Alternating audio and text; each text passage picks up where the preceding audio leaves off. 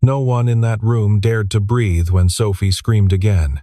She was the only daughter of Diana Mercer, a woman whose name appeared on the covers of business magazines, whose signature moved hundreds of millions of dollars, whose single decision could reshape an entire company before noon. And yet her 8-year-old child had defeated every specialist, every nanny, every child psychologist the city of Boston had to offer. 3 employees stood frozen outside the glass door, not one of them willing to step inside. The board meeting in the next room had gone completely silent. Diana stepped out into the hallway, suit pressed, hair pulled back, face unreadable, and stood at the glass. Her hands were tight at her sides. And then a man with a mop stopped walking. Nobody looked at him. Nobody thought to. He was the janitor, but he did one thing, one quiet, unhurried thing, and Sophie stopped.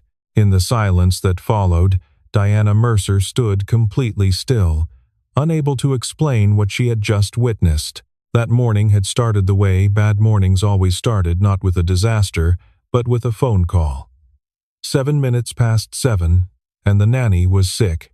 Diana was already dressed. Her coffee was already cold. She had a board meeting at 9 that could not be moved, and there was no version of her day that allowed for a 2-hour gap in childcare. She worked through her options the same way she worked through acquisition proposals, methodically, without panic, eliminating the impossible until only one path remained. She packed Sophie's backpack herself, the purple one with the crescent moon patch that Thomas had ironed on before he died, back when Sophie still laughed at breakfast. She put in the sketch pad, the colored pencils, a container of apple slices, and the small stuffed rabbit named Button that had survived every crisis of the past 2 years. Sophie came downstairs already dressed, looked at the backpack, looked at Diana, and said nothing. Diana drove her to the office without explaining much. She set her up in the executive lounge on the 34th floor, a quiet room with low couches and tall windows overlooking the harbor. She placed the sketch pad on the coffee table, the apple slices beside it, and turned on Sophie's favorite deep-sea documentary. She told her assistant Marcus to check in every 30 minutes. She said it the way she said most things, as though the saying of it made it guaranteed. 30 minutes became 45. 45 became 70. The quarterly numbers required more discussion than anyone had prepared for, and Diana was skilled at many things, but leaving a room before an argument was settled was not one of them. Marcus knocked on the lounge door at the 30-minute mark, heard nothing alarming through the glass, and returned to his desk without opening the door. He had worked for Diana Mercer for 4 years, and had learned that quietly avoiding a problem was often indistinguishable from quietly managing one. He would not understand his mistake for another 20 minutes. Cal Merritt had started his shift at 8 that morning, supply closet on 2, load the cart, begin the long, unhurried work of moving through the building floor by floor. He was 39 years old and lean in the way of someone who spent his days on his feet and forgot to sit down long enough to eat properly. His work boots were worn at the inner heel. His hands were calloused at the base of each finger. He moved through Mercer Capital quietly, without urgency, filling the spaces that no one else bothered with, and doing the work that most people in the building noticed only when it wasn't done. A few of them recognized his face and said good morning when they passed him in the hallway, which he appreciated without requiring it. Most people did not know his name. He found this restful, in the same way he found certain other things restful early mornings before Finn was awake. The hour after the building emptied out at night, any stretch of time in which no one needed anything from him. He thought about Finn while he worked. Finn was 9 years old and processed the world louder and brighter and faster than most people, and had to work twice as hard just to stand inside it without breaking. Dana had understood this. Before any diagnosis arrived, she had known that the way to reach Finn was not to push toward him but to exist near him, steadily, until he decided on his own schedule that you were safe. Dana had been gone 3 years. Pancreatic cancer. Cal had taken the janitor position at Mercer Capital because it paid enough. The hours were flexible, and it allowed him to pick Finn up from school every afternoon at 3 o'clock. That was the fixed point around which everything else arranged itself. He was near the end of his morning route on the 34th floor when he heard the screaming. Not the kind that meant injury, the other kind. High-pitched, sustained, inconsolable. A child who had gone somewhere inside herself that no adult had followed her to. He knew this sound. He had lived next to it for years. He pushed his cart to the end of the hallway and stopped. Through the glass door of the executive lounge he could see a small girl with dark hair sitting on the floor between the couch and the coffee table. Her hands pressed flat against the carpet, her face turned up toward the ceiling. The tablet was still playing. The apple slices sat untouched. A stuffed rabbit lay on the floor a few feet away, and she had not picked it up. 3 of Diana's employees stood outside the glass, and none of them were going in. Cal did not go in either. He lowered himself to the floor in the hallway right outside the glass, and sat with his back against the wall. He bent his knees, rested his wrists on them, and looked at the middle distance, not at the girl, not at the employees, just at the empty space in front of him. And he began to whistle, softly, slowly, a tune in no particular key. The same thing he did on the nights Finn couldn't sleep, not music exactly, just sound. Something that said, "There is a person here, and that person is not alarmed, and that person is not going anywhere." The screaming slowed, then quieted, then stopped. The hallway held its breath. The glass door opened, and Sophie Mercer stood in the doorway in a green shirt with a small dinosaur on the pocket, her hair loose and sideways from the crying. She looked at Cal the way a person looks at something they haven't decided whether to approach or avoid. He was still sitting on the floor. He didn't stand up. The 3 employees looked at each other. Not one of them had ever seen Sophie open a door voluntarily. Diana arrived 90 seconds later, slightly breathless, her phone in her hand. She had felt the change from inside the boardroom, some shift in the ambient pressure of the building she could not rationally account for, and had stood up mid-sentence and walked out. She saw her daughter in the doorway. She saw the man sitting on the hallway floor. She stood and looked at what 18 months of money and expertise had failed to produce, and she did not know what to do with any of it. She called Dr. Howe before she did anything else, the same reflex that made her call her financial advisor when markets moved unexpectedly. Dr. Patricia Howe had been Sophie's primary therapist for 14 months. She was careful, thorough, and very good at her work, which made it all the more notable that she had made almost no real progress with Sophie at all. Dr. Howe arrived within the hour, spent time with Sophie in the lounge, and then came to Diana's office and said what Diana suspected she had been building toward for several sessions now. Sophie did not respond to structured intervention because she was perceptive enough to recognize it as intervention. The moment someone positioned themselves as a helper, Sophie identified the dynamic and closed. It was not defiance, it was self-protection, built over 18 months of losing her father and then being managed by well-intentioned adults who all needed something from her. What Sophie needed was not expertise. What she needed was someone who didn't need anything from her at all. Diana absorbed this. Then she asked Marcus, who had made Sophie stop screaming.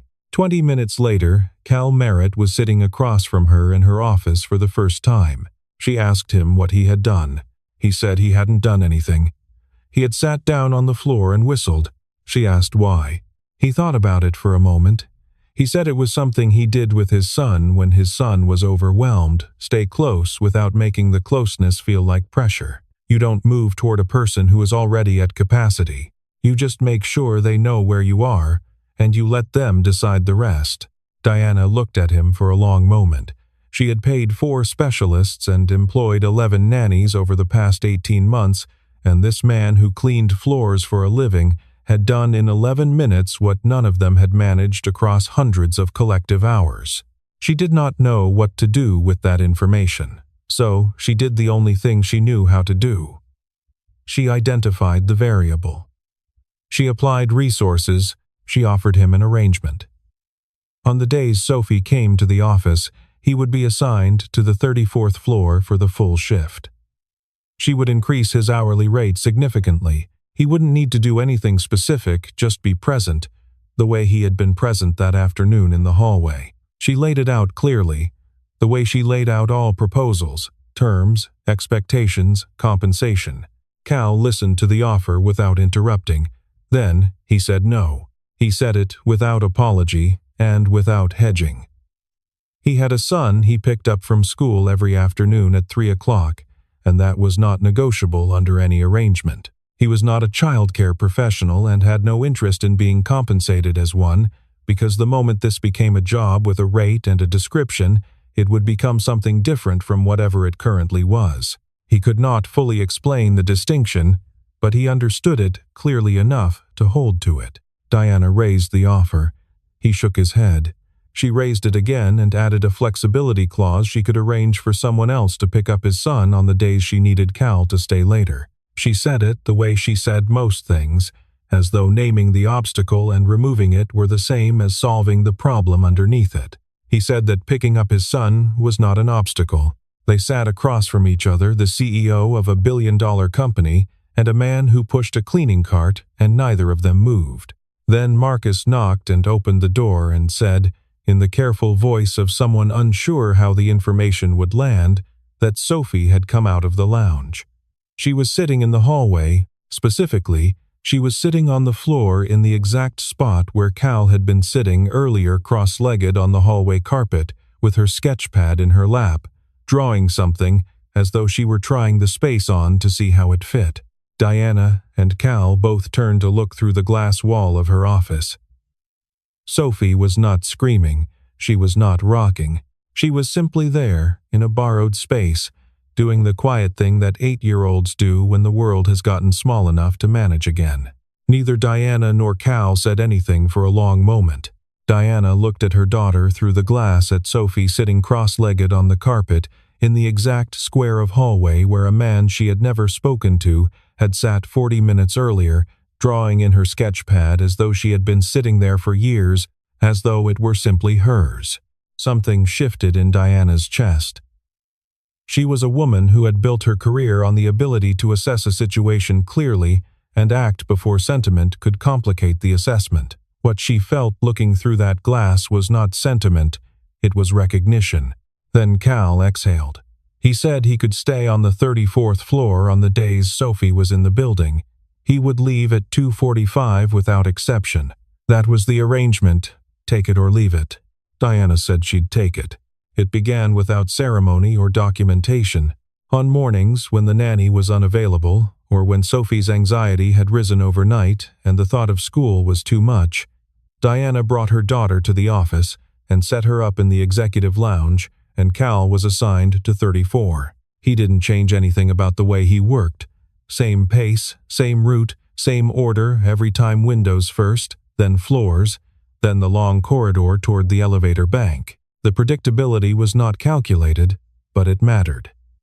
Sophie learned the rhythm of him the way you learn the sounds of a house you've lived in long enough to stop consciously hearing them.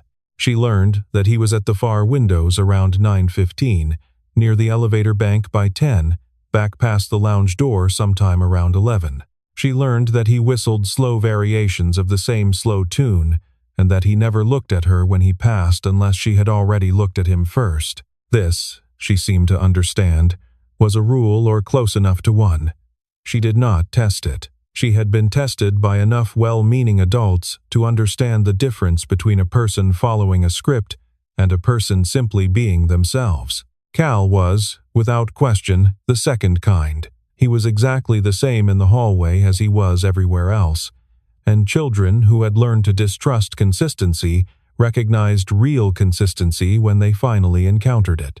On the third day, he left something on the windowsill outside the lounge, a small origami rabbit folded from a yellow sticky note, slightly lopsided, one ear longer than the other. He had learned the fold from a video Finn had watched obsessively the previous winter. He set it there without ceremony or explanation, the way you might leave a cup of coffee near someone who didn't ask for it, but might want it anyway. By noon, it was gone from the sill. The following week, he left a smooth gray stone from the planter near the elevator, kidney-shaped, cool to the touch. The week after that, a note written in block capital letters on a folded piece of printer paper. Blue pen under the third chair from the window fell there earlier. She acknowledged none of it out loud. He didn't need her to. He was not leaving things in order to receive something back. He was not building toward anything or following a plan. He was simply marking the space between them as something other than a threat. In the only language that seemed to reach her, the language of small, consistent, undemanding acts offered without expectation and without withdrawal. About 3 weeks in, on a Thursday when Diana's meeting had run past noon and the lounge had gone very quiet, Sophie looked up from her sketchpad and watched Cal work the glass wall at the far end of the hallway. Long, even strokes with a microfiber cloth. Whistling, she watched for a while. Then she picked up a loose sheet of paper from the supply table near the lounge door and drew a circle on it, and then a square, and slid it to the very edge of the table until it hung slightly over the side, angled toward the hallway. When Cal came back past the lounge on his way to the supply closet, he stopped. He looked at the paper. He picked it up and looked at it for a moment, a circle, a square, nothing else. Then he folded it carefully and put it in the pocket of his uniform pants and continued down the hallway without a word or a glance back. She watched him turn the corner. Then she turned back to her sketchpad and began drawing again. Diana watched the clip on the hallway camera 3 times that afternoon, alone in her office with the door closed. She could not have named what she was feeling, except that it was something she had not felt in a very long time. The particular sensation of watching something fragile decide, without any help from anyone, to begin. The break room on the 34th floor was a small, honest room, a microwave, a refrigerator that hummed steadily, 4 chairs around a table that had seen better years. On a Tuesday in late October, Cal had finished his morning route with nearly an hour left before he needed to leave for the school pickup. He sat at the table with a sandwich and his phone, looking at a photograph of Finn and Dana.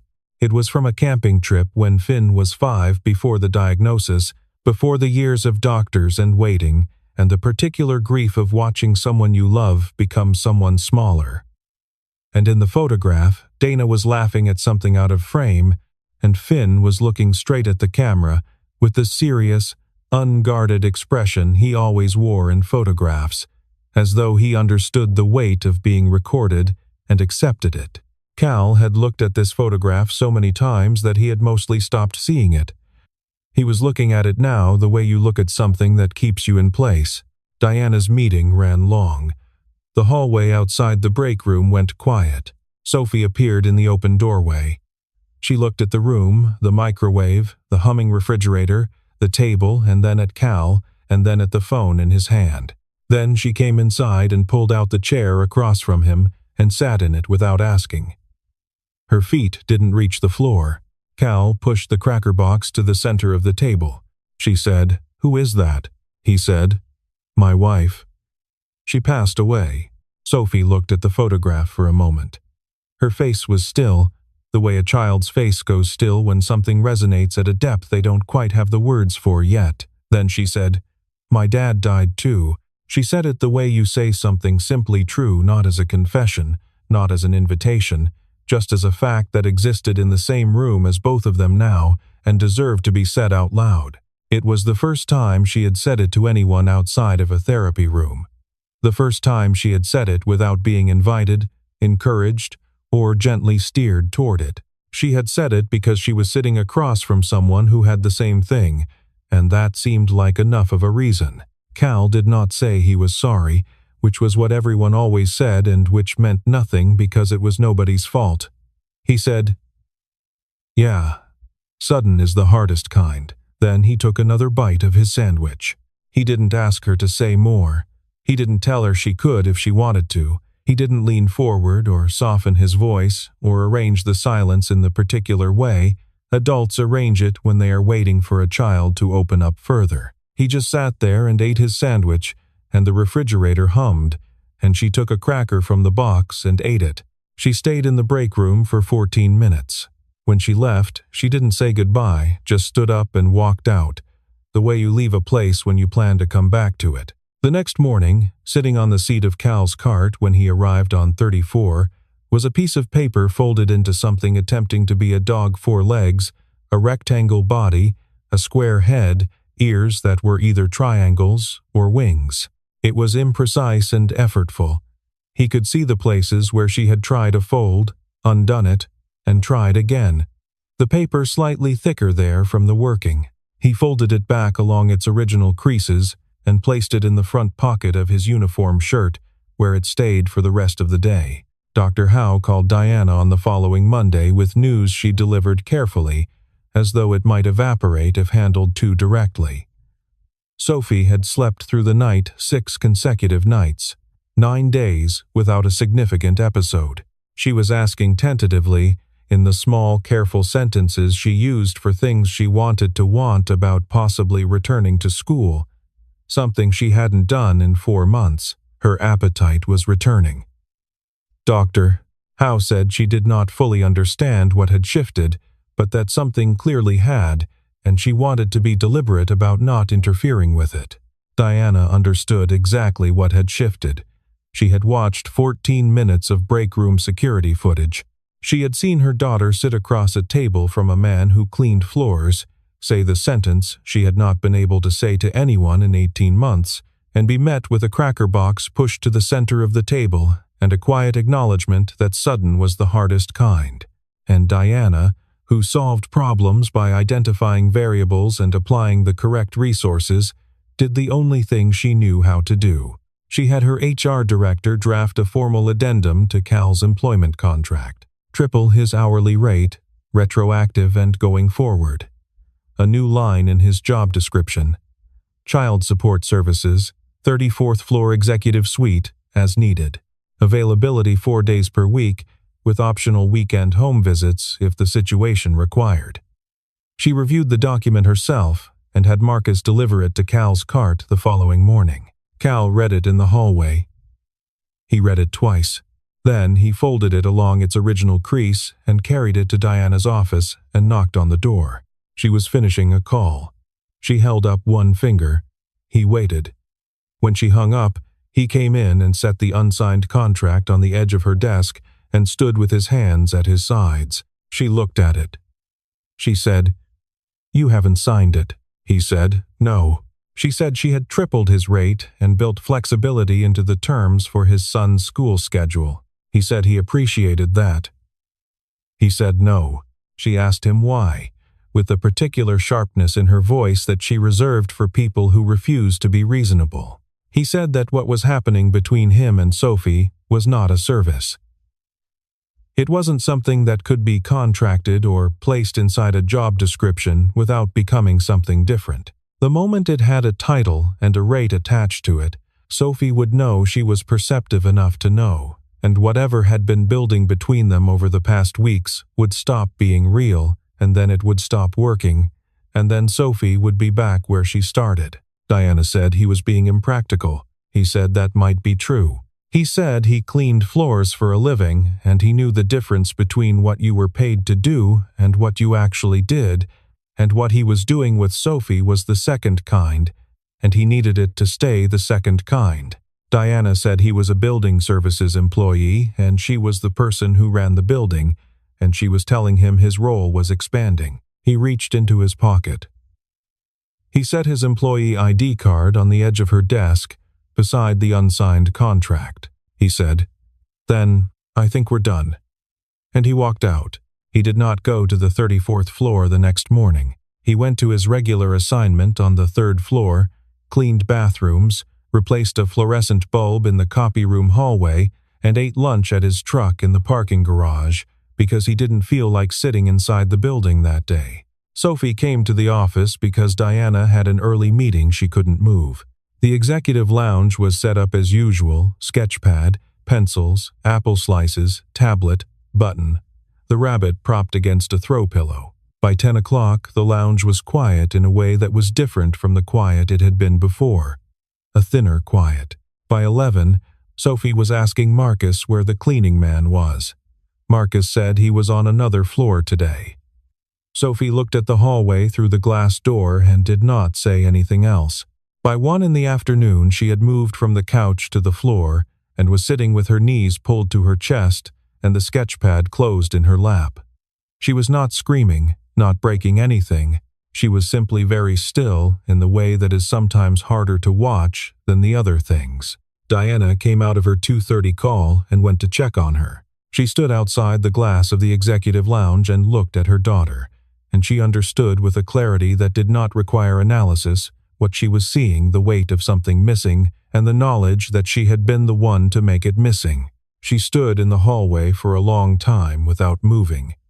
Then she did something she had not planned and could not have explained to anyone who asked. She took off her blazer and folded it over her arm and lowered herself to the floor of the hallway right there, in her tailored trousers and her silk blouse, outside the glass door of the executive lounge in a building she owned, and put her back against the wall. A junior analyst came around the corner, stopped, and turned around without a word. Marcus passed twice and went back both times the way he came. Her assistant hovered at the far end of the corridor for a moment, phone in hand, and then thought better of it. Diana sat with her hands in her lap and did nothing at all, and the institutional light of the hallway fell on her the same way it fell on everyone else in that building, evenly, without distinction, without preference. After 35 minutes, Sophie stopped crying. Diana drove to Cal's neighborhood after the building emptied Jamaica Plain, a street of triple-deckers and 2 family houses with chain-link yards, a corner store with a hand-painted sign in the window. She parked in front of a house with white aluminum siding and a bicycle leaning against the porch railing and sat in her car for a moment, aware that she was about to do something she had not prepared for. She knocked. The boy who answered was small for 9, with Cal's coloring and a very serious face and a faded purple shirt. He looked at her without the social discomfort that adults felt in mismatched situations. He simply looked, taking her in the way he took in most things, fully and without pretense. Then he turned back toward the house and called that there was a lady at the door. From the kitchen came a laugh, easy and full and completely unguarded, the kind that comes out when something is genuinely funny and nobody is watching. It stopped when Cal appeared in the hallway and saw Diana standing on the porch. He looked at her for a moment, still holding a dish towel. He said, "Come in." They sat at the kitchen table after Finn went to bed. It was a small table, 4 chairs, a salt shaker shaped like a lighthouse, a stack of library books at one end that Finn had checked out and not yet returned. Diana had sat at a great many tables in her professional life, conference tables and boardroom tables, and tables in restaurants where the reservation had taken 3 weeks to secure, and none of them had felt like this one. There was nothing in this room designed to communicate anything to anyone. The absence of that intention was almost disorienting. She said she had come to ask him to come back. Then she stopped herself, because that wasn't quite right. She started again. She said she ran a company that managed more assets than most people could meaningfully picture, and she had spent more money on Sophie's recovery in 18 months than most families would earn in a decade, and for all of it, she could not figure out how to be in a room with her own daughter without making things worse. She said when something finally started to work, her instinct had been to acquire it, to formalize it, to bring it under her control, to turn it into something she could manage. She understood now that in doing so, she had nearly destroyed the only thing that had actually helped. Cal set the dish towel on the table. He said, "She's not a problem you can solve." Diana said she knew that. He said, "I mean you specifically, not her doctors, not her school. You. She knows what you need from her. She knows you need her to get better because you're frightened of losing her the way you lost Thomas. And children feel that weight. They feel when falling apart would break the person they most need to be solid. So they do it in corners, quietly, when no one is watching. Not because they want to, because they think they have to." Diana was quiet for a long time.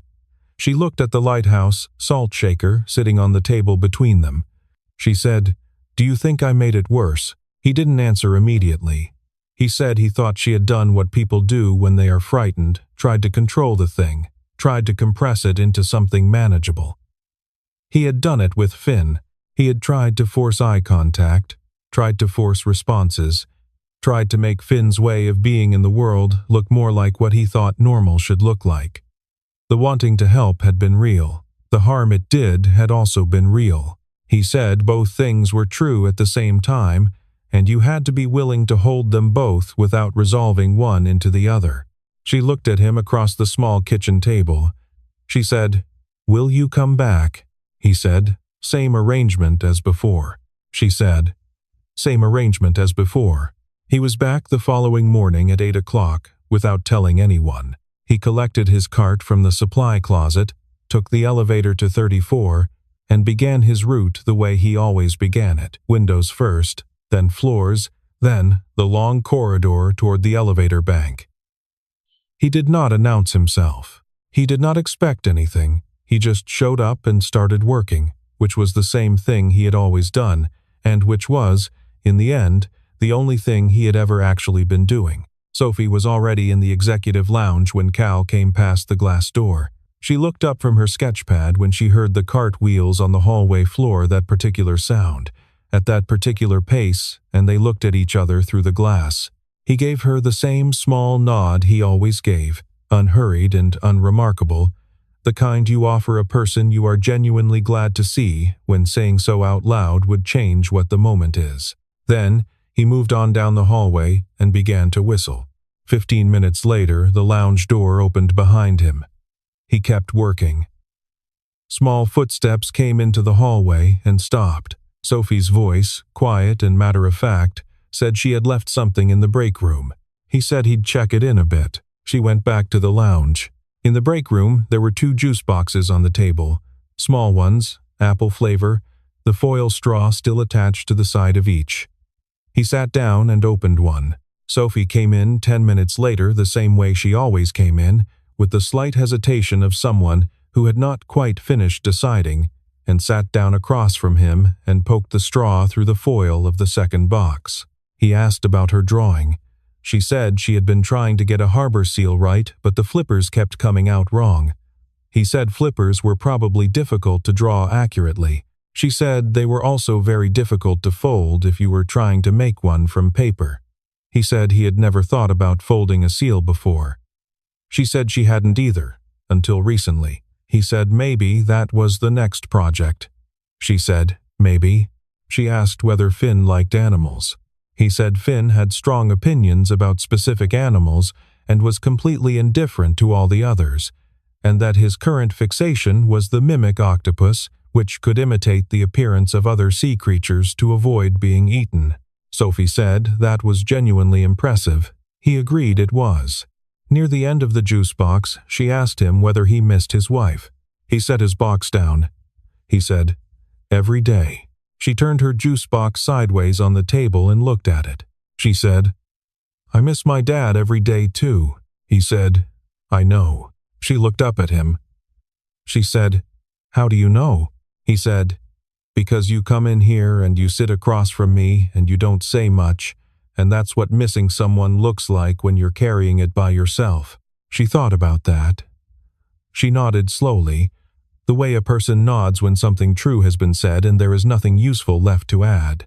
Diana came past the break room doorway a few minutes later, phone in hand, moving at her usual pace between one thing and the next. She stopped when she saw them through the open door. She stood there and watched her daughter sitting at the employee break room table, drinking a juice box, talking quietly with the man who cleaned the floors of her building, and she felt something release in her chest that had been held so long and so tightly that she had genuinely forgotten what the other way felt like. She stood there for a moment longer than she needed to. Then she put her phone in her pocket. She walked on. She let them be. 4 months later, Sophie walked into the music room at her old art center and sat down at the piano bench and played 12 minutes of scales. She had asked Diana about it herself, at breakfast on a Saturday, in the careful offhand tone she used for things she wanted without wanting to want too much. Diana said she thought the slot might still be open. She said it as evenly as she could. The teacher sat in the corner and did not say a word for the full 12 minutes. Sophie played and stopped. and said she thought that was enough for today. Diana stood in the hallway afterward, her hand flat against the wall, not moving, not calling anyone, just standing in the particular quiet that a piano leaves behind. On a Saturday in December, Cal brought Finn to the esplanade along the Charles River, cold and clear. Finn wore his green knit hat pulled low and walked with his hands in his pockets and said little, which was fine. They came around the bend near the bridge, and Cal saw Diana and Sophie on the path ahead. Sophie, a few steps in front, looking at something near the water. Finn saw Sophie the same moment she turned and saw them. He reached into his jacket pocket. He pulled out a paper crane, blue-green origami paper, wings sitting evenly. He held it out toward Sophie without explanation. She took it. She looked at it, then at him. She said, "Can you show me how to make one?" He said yes.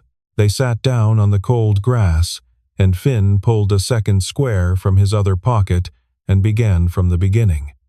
Sophie's first attempt was not a crane. Her second came closer. Her third had wings that opened when you pulled the tail, and she held it up and looked at it. Cal and Diana stood on the path nearby. When the wind came off the river, Diana turned her face slightly toward him, out of the cold. She said, "Thank you." He looked at the water. He said, "You sat down on that floor. You did that yourself." She said she knew. He said, "That was what she needed to see. That you could do nothing too." Diana watched her daughter set the paper crane carefully into the pocket of her purple coat and turned back to Finn to ask him to show her the second fold one more time. The river moved. The cold came steadily off the water. Two children sat in the winter grass with their heads bent over folded paper, and two people stood on the path watching them, and nobody was trying to fix a single thing.